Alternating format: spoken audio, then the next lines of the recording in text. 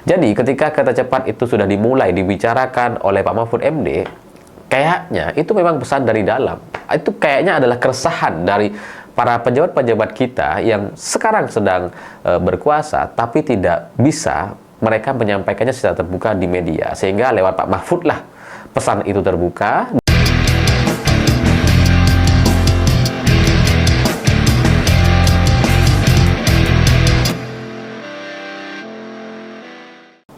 Selamat malam semuanya. Hari ini KPK tiba-tiba mengatakan bahwa mereka sudah melakukan penyelidikan terkait kasus kereta cepat itu sejak awal 2025 atau sejak Januari 2025 lalu. Dan ini mengejutkan kok tiba-tiba KPK ngaku gitu ya. Ini kan sudah akhir Oktober setelah ditantang sama Pak Mahfud MD, tiba-tiba KPK bilang kayak gitu. Jadi artinya selama sekitar 7 bulan terakhir ini KPK sudah melakukan penyelidikan tapi nggak ada pemberitaannya. Kan seolah-olah seperti itu. Tapi ya sudahlah. Benar tidaknya kita lihat nanti apakah ini benar-benar akan membuat para tokoh-tokoh yang dulu terlibat dalam pembangunan kereta cepat itu nantinya akan diperiksa atau enggak. Karena ya kalau itu diperiksa maka kita bisa percaya bahwa KPK sudah memulai penyelidikan sejak awal 2025. Tapi kalau nggak ada, ya berarti KPK cuma gimmick atau cuma ngeprank gitu. Karena isu korupsi kereta cepat Jakarta-Bandung ini seperti apa ya? Seperti terus menggelinding dan tidak bisa dihentikan.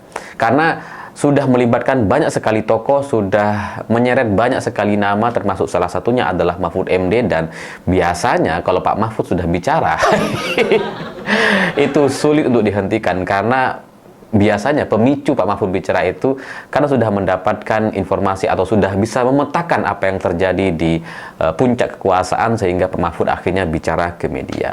Ya ini bisa dibilang salah KPK juga gitu karena salah memberikan jawaban kepada Pak Mahfud. Ketika Pak Mahfud sudah bicara di channel YouTube-nya, kan KPK kemudian mengatakan bahwa ya kalau Pak Mahfud punya bukti silahkan melapor. Ya kalau KPK bicara itu kepada tokoh lain selain Mahfud MD, ya mungkin ya efeknya nggak akan kayak gini. Tapi ketika Pak Mahfud yang ditantang, wah Pak Mahfud langsung bilang saya siap diperiksa. Itulah yang membuat KPK nampaknya jadi kelabakan gitu. Dan Pak Mahfud memberikan masukan atau kuliah hukum kepada KPK bahwa untuk urusan korupsi yang seperti ini itu tidak diperlukan laporan. Seharusnya KPK sudah langsung melakukan penyelidikan sendiri. Kata Pak Mahfud. Jadi ya ngapain nunggu laporan, lawang ini sudah dibicarakan oleh banyak orang, tinggal panggil saja seharusnya, nggak perlu nunggu laporan. Dan KPK ini aneh, kata Pak Mahfud, orang disuruh lapor, giliran orang lapor nggak ditindaklanjuti kok. Jadi KPK di mata Pak Mahfud kemarin jadi serba salah karena ya akibat dari jawaban KPK sendiri yang menyinggung Pak Mahfud dan meminta Pak Mahfud untuk melapor, padahal ya nggak begitu ya. Ya salahnya menyinggung Pak Mahfud yang memang paham soal hukum gitu. Jadinya KPK dikuliahin dan hari ini tiba-tiba mengatakan ya KPK sudah melakukan penyelidikan sejak awal tahun. Ya kita nggak tahu benar tidaknya, kita lihat nanti. Dan soal kereta cepat, masalah KCIC ini sebenarnya kan dipicu awalnya pembicaraan itu dimulai oleh Purbaya yang tidak mau memberikan dana APBN kepada kereta cepat Jakarta-Bandung. Karena awal mula ceritanya ini kan memang perlu disubsidi, memang ada hutang yang perlu dilunasi dan sebagainya, dan pemerintah atau lewat Menteri Keuangan itu nggak mau ikut campur karena ya biar aja itu urusan Danantara, kata Purbaya. Nah setelah itu muncullah pemberitaan hutangnya berapa, pembangunannya berapa, dibandingkan dengan Arab Saudi, dibandingkan dengan Cina, Jepang dan sebagainya. Itulah awal mula kereta cepat Jakarta-Bandung jadi pembicaraan dan kini kemudian dipermasalahkan dan nampaknya akan berakhir kepada kasus korupsi atau pemeriksaan kepada pihak-pihak terkait. Dan ini membuat semua orang panik. Saya nggak tahu gitu ya, efek dari seorang Purbaya ini memang cukup luar biasa akhir-akhir ini, karena ya kalau seandainya itu direspon secara biasa saja bahwa pemerintah tidak mau memberikan APBN atau dana kepada kereta cepat Jakarta-Bandung, seharusnya ya biasa saja gitu. Oh ya sudah, kita lakukan restruktur dan sebagainya. Tapi karena terlihat muncul kepanikan, pemerintah nggak mau bantu, padahal ya sebenarnya ini kan uang receh saja gitu.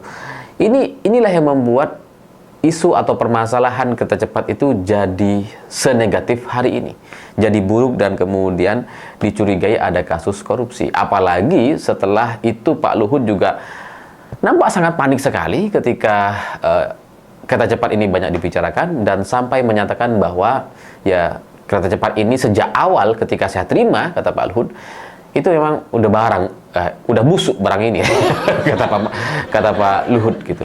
Jadi pernyataan dari Pak Luhut ini kemudian memicu banyak orang untuk meyakini bahwa memang ada masalah gitu. Padahal awalnya nggak ada masalah. Kereta cepat ini kan sudah beroperasi, sudah bisa melayani, ya, jalan, ya ada orang naik dan sebagainya, bahkan diklaim sampai 12 juta orang katanya dalam setahun. Itu bagus semua gitu. Tapi ketika Purbaya mengatakan tidak bisa memberikan dana APBN kepada kereta cepat, ini direspon secara liar oleh orang-orang di sekitar dan membuat banyak orang jadi curiga ini ada masalah gitu. Seandainya dijawab biasa saja atau nggak perlu direspon lah Purbaya itu, ya mungkin nggak akan sampai ke sini gitu. Mungkin Pak Luhut juga tidak perlu menyampaikan barang ini udah busuk sejak awal. Ya karena gara-gara Pak Luhut bilang seperti itu, kita kan jadi mengejar gitu. Kalau Pak Luhut bilang terima barang ini sudah busuk, sudah bermasalah, artinya bermasalah sejak sebelum diterima Pak Luhut. Siapa? Jokowi sebagai presiden yang menentukan pembiayaan atau menentukan pembangunan kereta cepat Jakarta Bandung ini. Nah, di tengah tekanan yang begitu kuat atau begitu tak terbendung kepada KPK tiba-tiba mengatakan ya sudah melaksanakan penyelidikan sejak awal tahun 2025. Ya nggak tahu, nggak disebutkan tanggal berapa, bulan apa, tapi awal tahun itu kan sekitar Januari, Februari, Maret lah gitu ya. Ya sekitar bulan-bulan itu. Untuk lebih jelasnya seharusnya KPK menyampaikan gitu, karena ini kan soal data. Kenapa cuma disebut ya sejak awal tahun 2025? Itu kan kayak ada yang ditutup-tutupi. Sebenarnya ada apa sih soal kereta ini? Sampai KPK juga jadi kayak nggak bisa menyebutkan tanggal pastinya terkait dimulainya penyelidikan terkait korupsi atau kasus kereta cepat Jakarta Bandung ini. Tapi terlepas dari itu semua, kita tunggu saja kolaborasi antara Purbaya dengan Mahfud MD untuk kasus kereta cepat itu bisa dibilang sangat luar biasa karena ya berhasil memunculkan atau menyingkap satu masalah yang selama ini dianggap nggak ada masalah.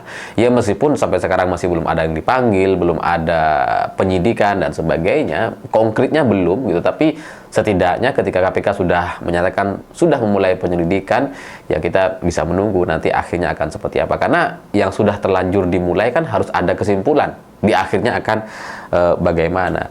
Karena biaya 17 juta dolar yang kemudian di markup atau naik menjadi 52 juta dolar per kilometer. Ini nggak cukup dengan penjelasan bahwa oh itu karena pembebasan lahan dan sebagainya. Nggak bisa. Ini apa ya, peningkatannya tuh luar biasa banyak, 17 ke 52 itu ya 3 kali lipatnya gitu. Sehingga ya ini seharusnya menjadi satu bukti awal terkait kecurigaan kasus korupsi atau markup dalam pembangunan kereta cepat Jakarta Bandung. Dikonfirmasi sama Pak Luhut bahwa barang ini sudah busuk sejak awal. Itu kan tanda-tanda ada masalah, ada korupsi. Sehingga ya yang perlu dipanggil untuk pertama kalinya mestinya adalah Luhut Pak Binsar Panjaitan dan Pak Mahfud MD. Ya untuk diklarifikasi, dikonfirmasi terkait pembangunan kereta cepat ini gitu. Karena kalau sekarang kan muncul pembelaan, wah di Arab Saudi itu murah karena nggak ada pembebasan lahan, lahannya nggak beli. Di Cina murah, lahannya nggak beli. Di Indonesia harus beli. Tapi ya masa sih sampai bedanya tuh sampai puluhan juta dolar. Puluhan juta dolar untuk tanah-tanah yang ada di Indonesia itu ya bisa dibilang agak mustahil itu ya. Jadi ya tetap saja ini adalah sebuah kasus korupsi yang sangat meyakinkan dan seharusnya bisa disimpulkan ada masalah di akhirnya atau di ujung.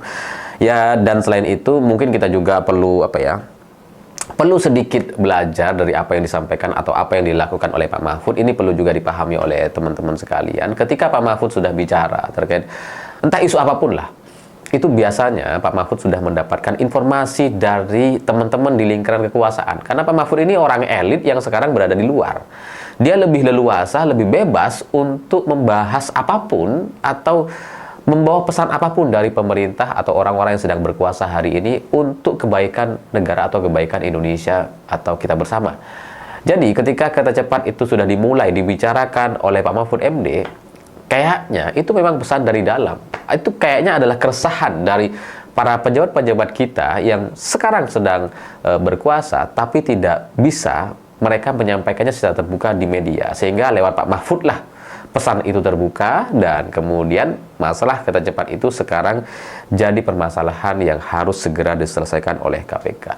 Itu yang saya baca, itu yang saya ketahui, karena kita bisa melihatnya dengan sangat jelas ketika Pak Mahfud sudah memberikan pembelaan kepada Tom Lembong. Beberapa hari setelahnya Tom Lembong mendapatkan abolisi dari Presiden Prabowo Subianto. Jadi seperti ada kombinasi, seperti ada tektokan antara pejabat yang sedang berkuasa dengan Pak Mahfud MD, dan itu nampaknya yang perlu kita perhatikan ke depan. Ya, tidak semua memang, tapi tanda-tandanya begitu. Jadi kalau sudah ada isu yang agak besar, termasuk kereta cepat ini adalah isu besar karena ini soal puluhan juta dolar korupsinya. Jadi ya ketika Pak Mahfud sudah bicara, biasanya itu memang sudah mengarah ke sana. Semoga segera terselesaikan, dan kereta cepat kita bisa pahami ini bermanfaat untuk masyarakat, sudah beroperasi, tidak perlu diganggu, tidak perlu dihentikan, silahkan dilanjutkan, tapi markup-nya atau pihak-pihak yang menaikkan biaya, itulah yang harus segera diperiksa. Saya pikir itu.